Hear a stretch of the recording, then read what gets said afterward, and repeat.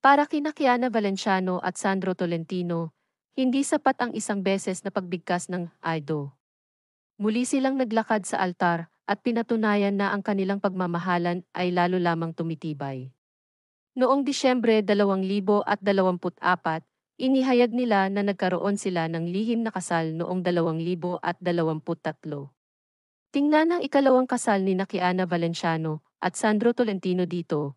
Kiana Valenciano at Sandro Tolentino. Kiana Valenciano at Sandro Tolentino sa kanilang ikalawang kasal. Ikalawang kasal, mas matamis ang kasal ni Kiana Valenciano at Sandro Tolentino sa ikalawang pagkakataon. Ang mga Valenciano, hindi magiging kumpleto ang kasal ni Kiana Valenciano kung wala ang dalawang pinakamahalagang tao sa kanyang tabi. Ang kanyang mga magulang, sina Gary Valenciano at Angeli Valenciano.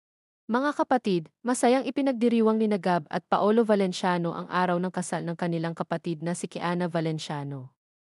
Mga mahal sa buhay, pinalilibutan si Kiana Valenciano ng kanyang mga kaibigan at mahal sa buhay sa kanyang espesyal na araw.